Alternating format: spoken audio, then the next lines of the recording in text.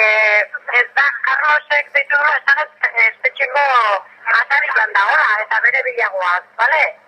Baina, zazan nahi bali mazu, deitxo. Ara, muxu bat, agor. Haupa, ongi etorri, ongi etorri!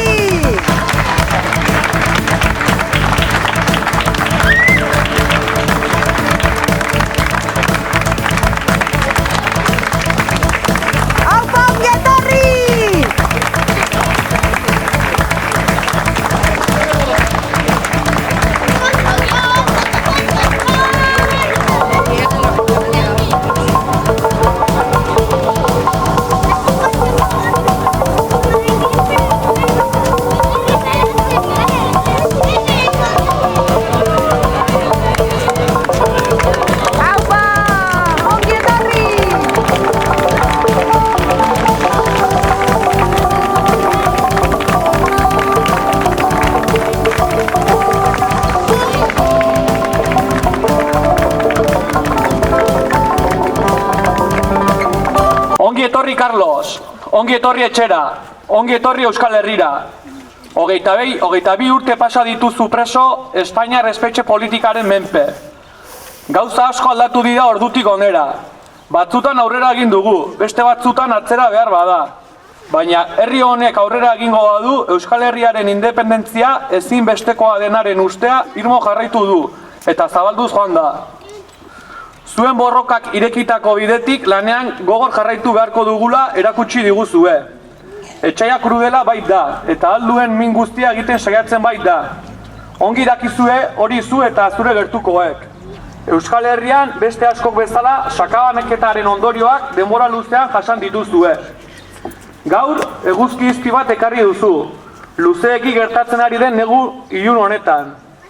Ahal ditugun indar guztiak batu beharko ditugu, berandu baino lehen Euskal Herrian benetako udaberria loratu dezan. Ongi etorri, Carlos.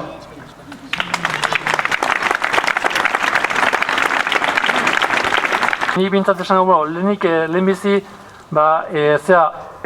espetxan egindako urteak esan behar du, urte luzeak izan direla, askotan urte gogorrak izan dira, baina bintzat aurrera egiteko gauz izan naiz, eta nire moduan beste kide batzuk aurrera egiten ari dira, eta nik uste horixe garrantzitsuena iruditzen zaiz ezta. Eta gero hemendik, batez ere urte hauetan lagundu diaten senidei eta adiskide nire eskerrona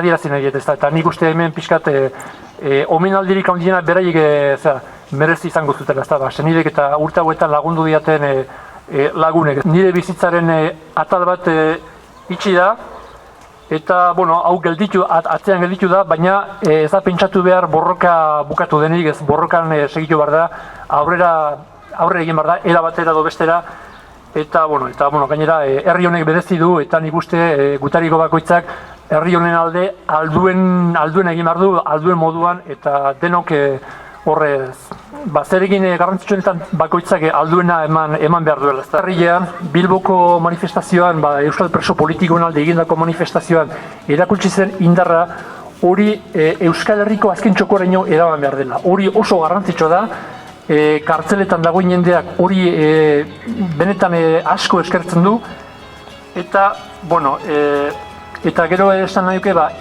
nik usteak garbi dagoela Euskal Presoen arazoa, Euskal gizartearen arazoa dela. Eta Euskal gizarteak esan du nahikoa dela, eta arazorik konpondu behar dela behin betiko.